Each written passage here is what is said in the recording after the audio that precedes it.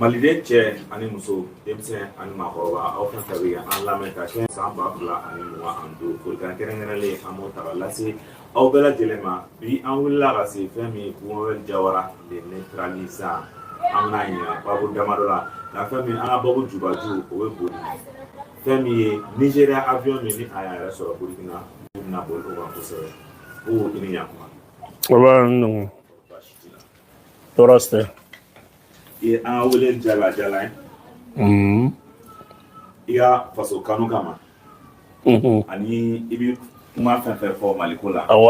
maaw b'a fɔ k'i ye nkalon tigɛ mais ko cɛ bɛ tila ka da kɛnɛ kan wayi Ala tila k'o tiɲɛ da kɛnɛ kan da o kan an laɲini ka na Mali dara ko tiɲɛna wayi i b'a tɛ a tɛ kita ni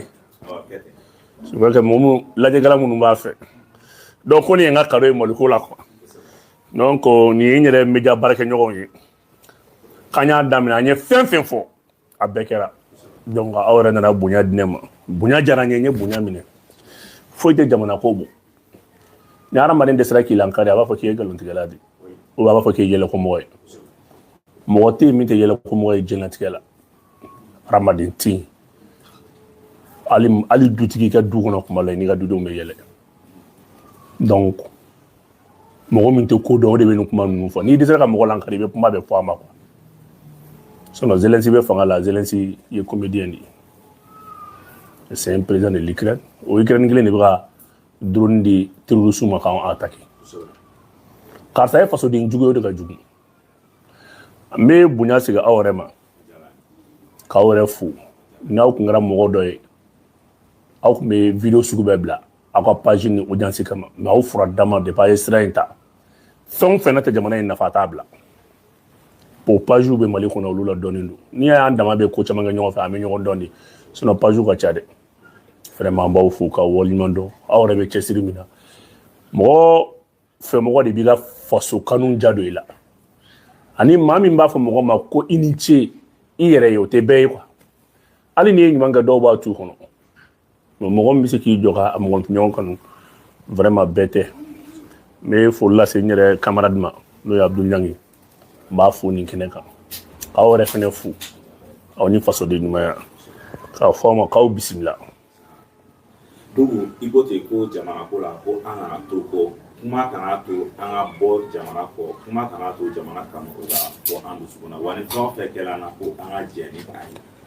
bi an wulila ka se ma fɛn min ye Nigéria situation ni o nana intervention na Benin CEDEAO hukumu kɔnɔna na a yɛrɛla k'a fɔ ko Faransi o bɛ a kɔfɛ i ka kuma don i ka kuma a bɛɛ lajɛlen tiɲɛtigɛ la fɛn min o ka avion o nana a yɛrɛ sɔrɔ Burkina Sangolo sanfɛla la ko a ye atterrissage forcé kɛ i bɛ se ka mun de fɔ an ye o la. bɛɛ y'i ka analyse di Benin situation kan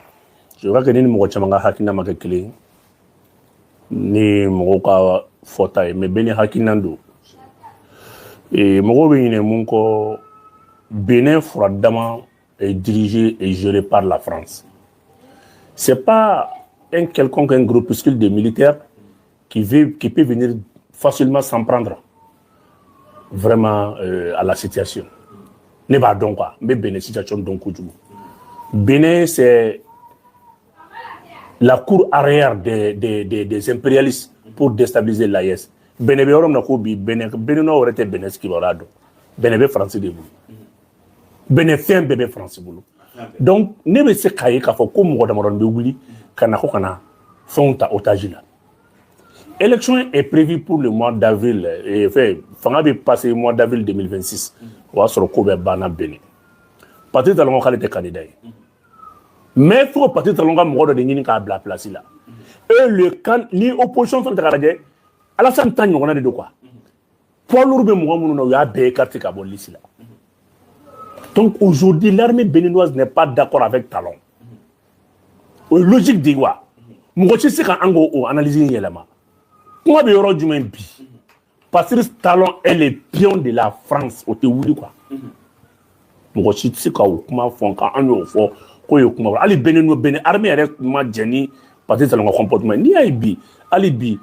France bɛ ka mercenaires la don Bénin ka Niger attaqué parce que Bénin armée de maçons sinon kɔrɔlen ko a b'i ka armée yɛrɛ de utiliser la France n'a plus d'affluence c'est fini quoi c'est fini pour la France mɔgɔ ka da o la mɔgɔ kana da o la kana ɲɛna kana salen kɔfɛ bɛɛ k'a bi kunna France ko bana diɲɛ kɔnɔ o pewu mɔgɔw ma min jateminɛ depuis don min na France ye Charlie Hebdo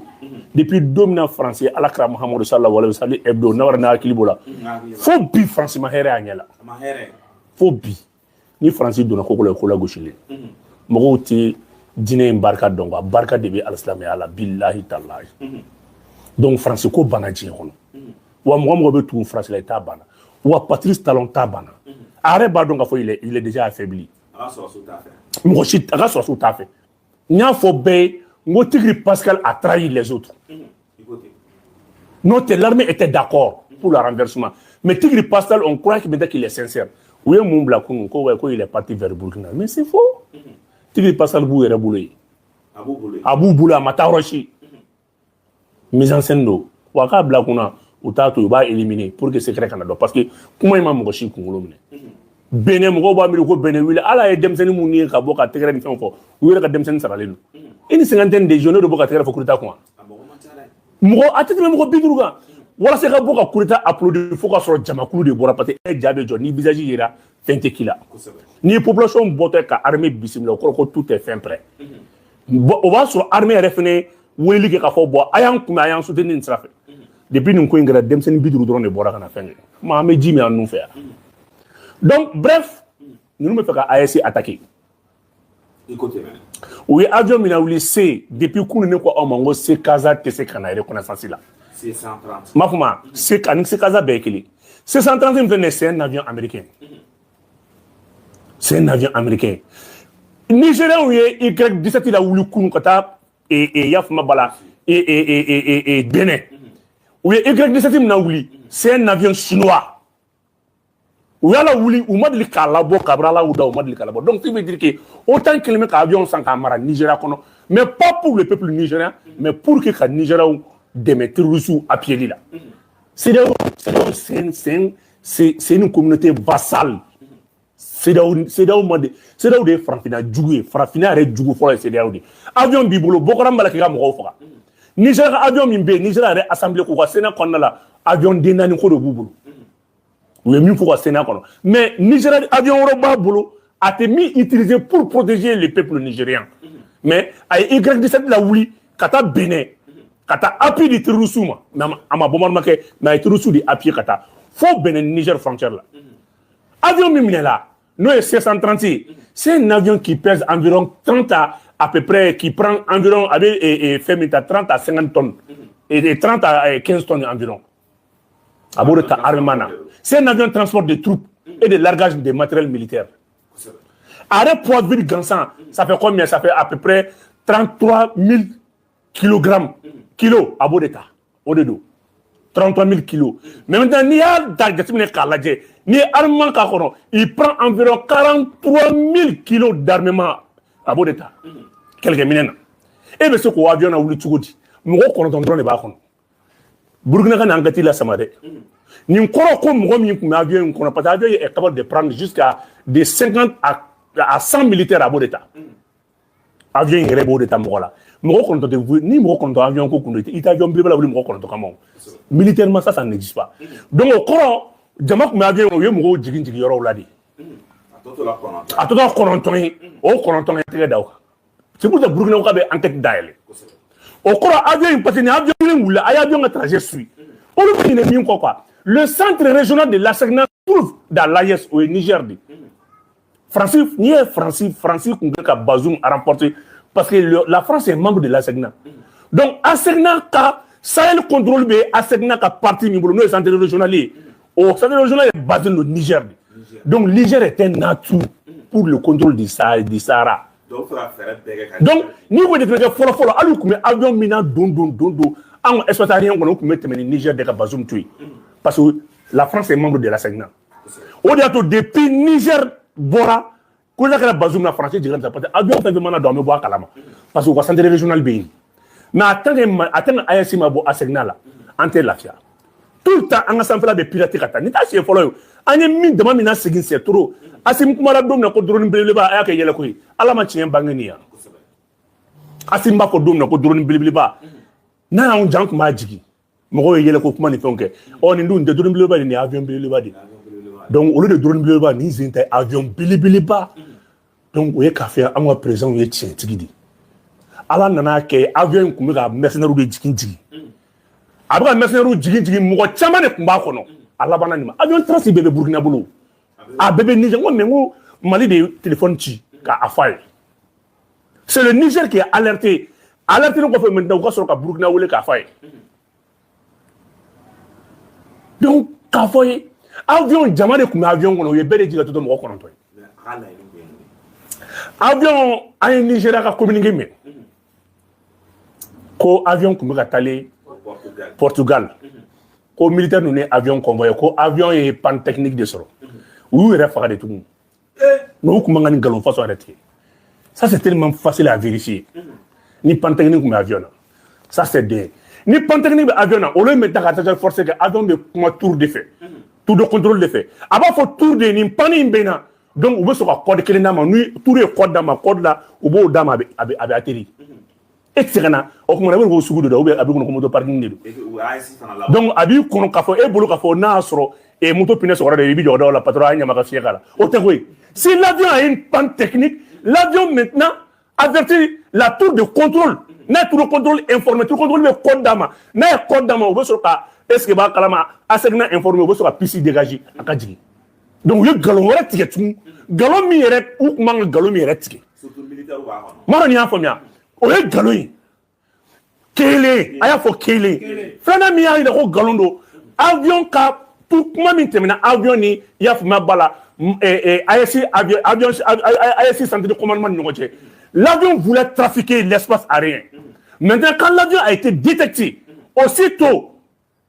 AEC ɲɛmɔgɔ commandement militaire kumara avion fɛ ko avion ka yɛrɛ identifié avion m'a identifié a ye transporteur basculé ka taa transporteur civil la tugun o kɔfɛ fana tugun Niger y'a signalé k'a fɔ ko non k'a ye transporteur basculé k'a ka yɛrɛ identifié avion m'a yɛrɛ identifié dɛ i mi avion bɛ panne technique la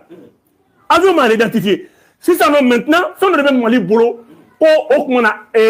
radar 5 min nana ni Mali y'a san n'aw bɛɛ ko fɛn fu don a nafa dannen tɛ k'i jɔ n'o ye radar 59 NI N6TE a y'a hakili b'a la a den 5 nana Sadi Kamara taara kunbɛn o radar nin de ye avion détecté 59 N6TE Dakar dugu kɔnɔ k'a lajɛ c'est un radar qui est capable de détecter un objet volant de 8000 km à l'heure a bɛ se k'a détecter un avion volant mais un C130 n'a ka vitesse croisière est combien 570 km à l'heure 570 km à l'heure mais alors que radar nin bɛ objet détecté à partir de 8000 km à l'heure donc hali ni avion fa n'a ba tɛ se ka tɛmɛ radar in ɲinɛ ma ou da ɲɔgɔn ma i k'a lajɛ un avion qui a une vitesse croisière de 510 km à l'heure et puis maintenant souvent un radar qui peut détecter un objet de 8000 km à l'heure olu t'a da ɲɔgɔn ma cogo di radar nin t'o bannen dɛ il peut détecter 1000 objets ensemble drone satellite bombe char véhicule avion a bɛ se ka bɛɛ détecter ɲɔgɔn fɛ n'a ye 1000 objets détecter a bɛ k'o 1000 objets fana tila en 7 catégories a b'a bɛɛ bila en 7 catégories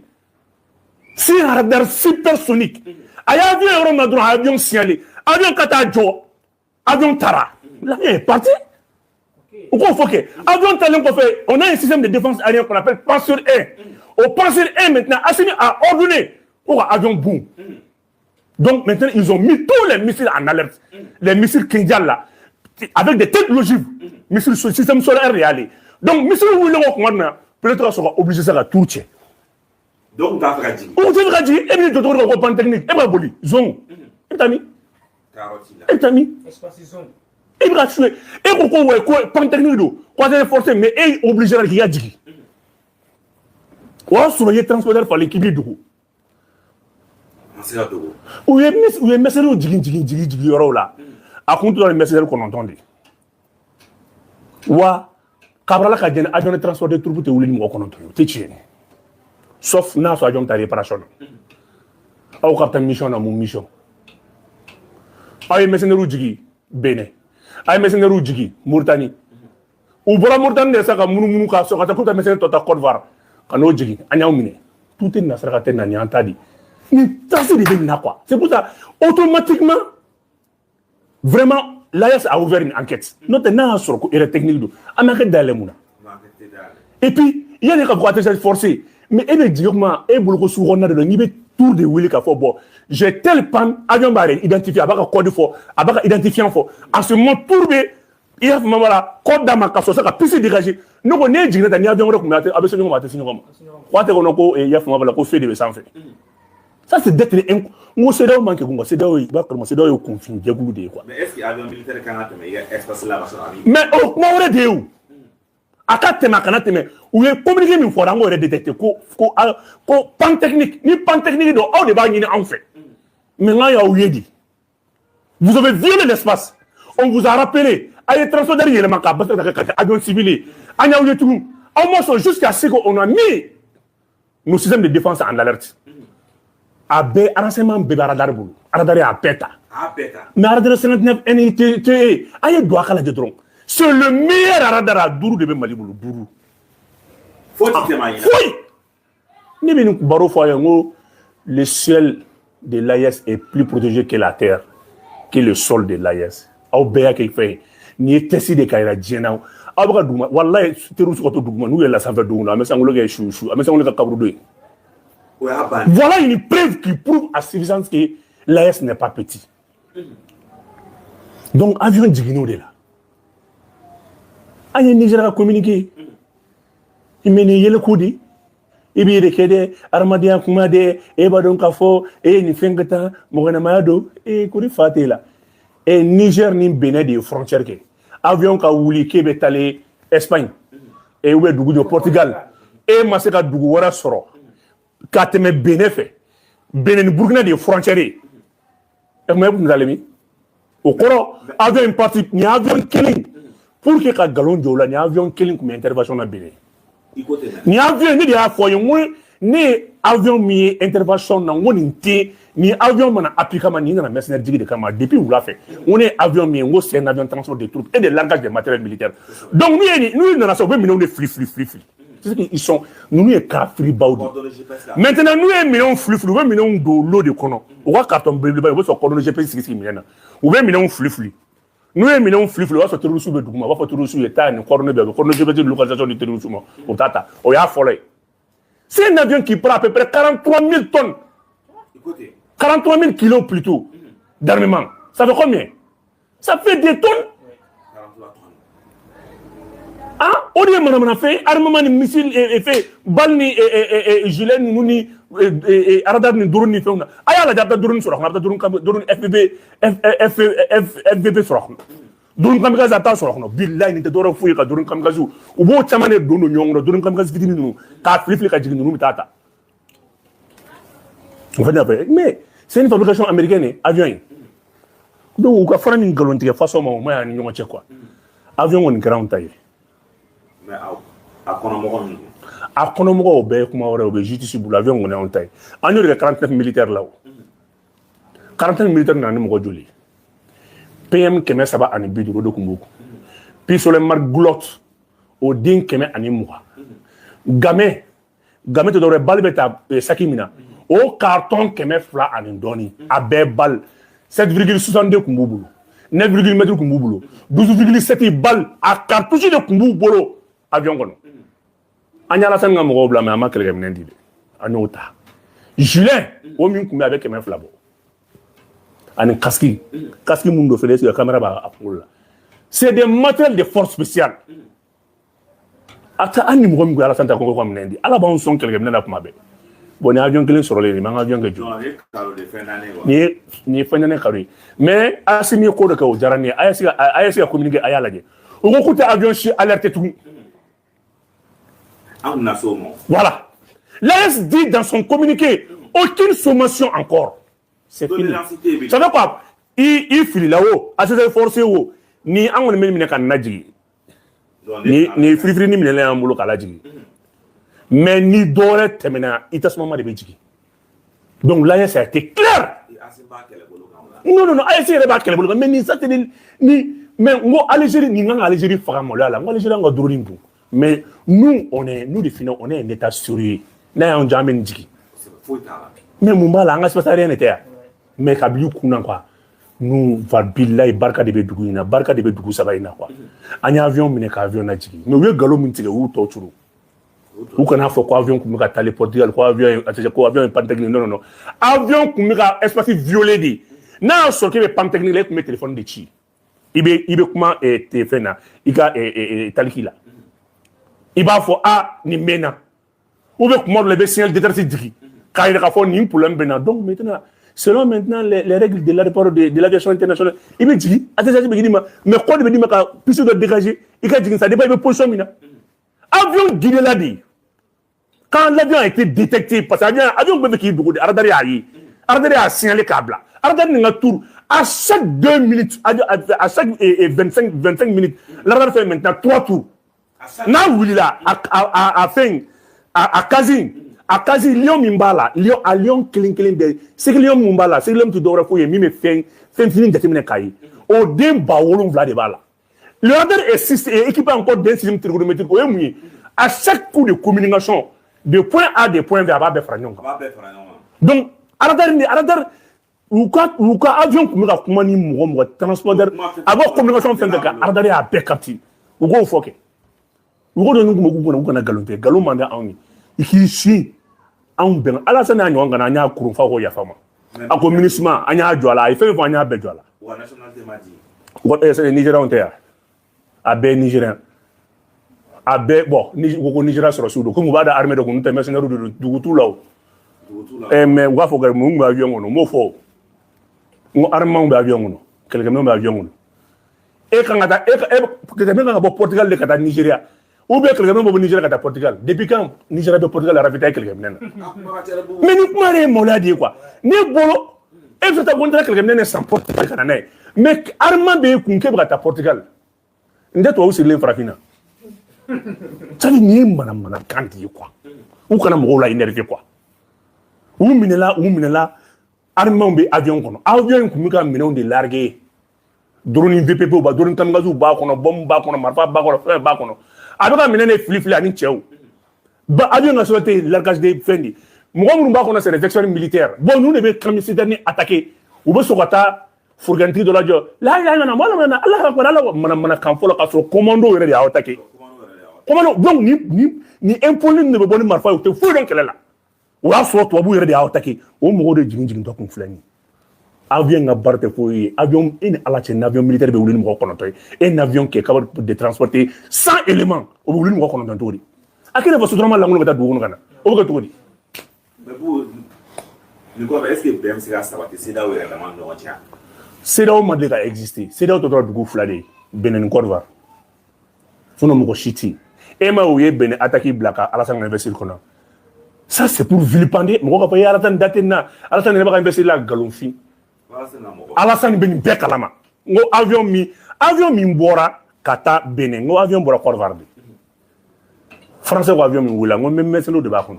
Alassane y'a bɛɛ a yɛrɛ ka investir donni ma c'est pour que parce que bɛɛ bɛ Alassane de dɔn coup d'état de mercenaires ko ye c'est pour maquiller c'est pour vilipender Alassane bɛ nin bɛɛ kalama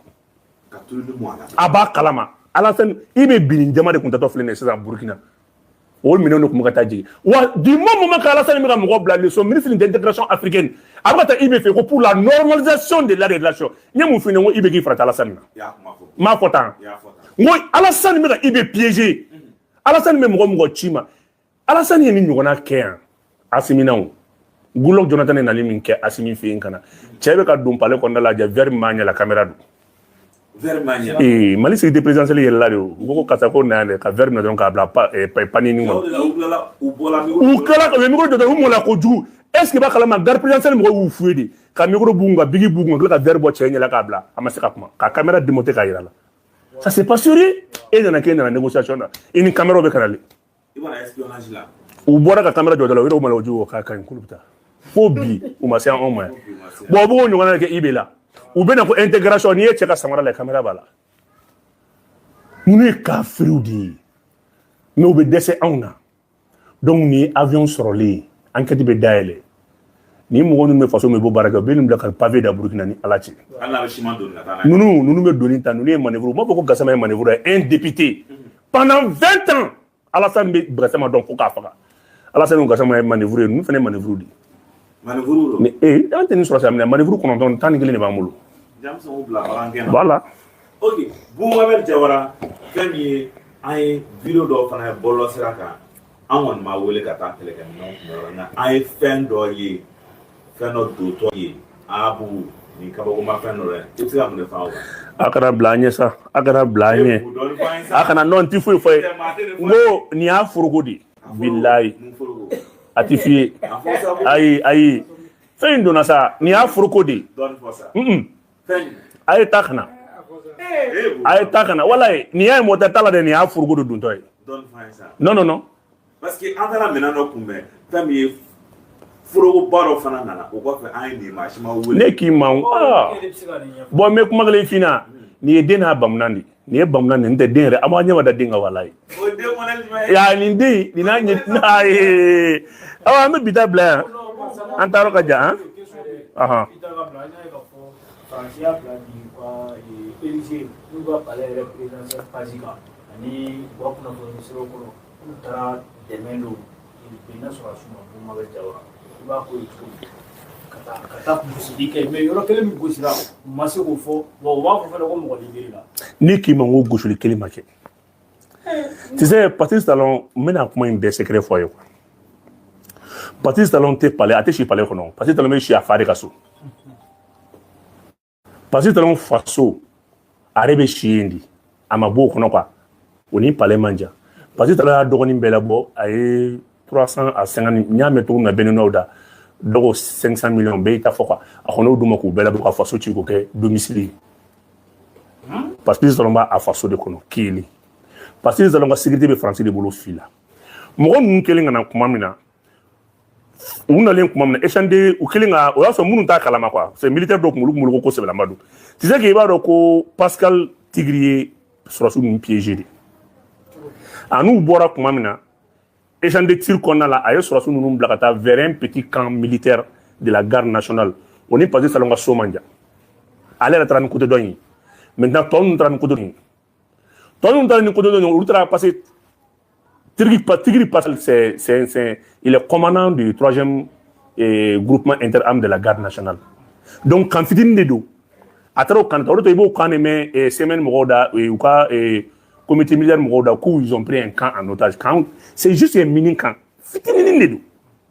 donc vous retrancherez ne kata yini ou talé yin kuma mina il y a un avion Y100 Y13 ou Y17 au de pour Nigeria c'est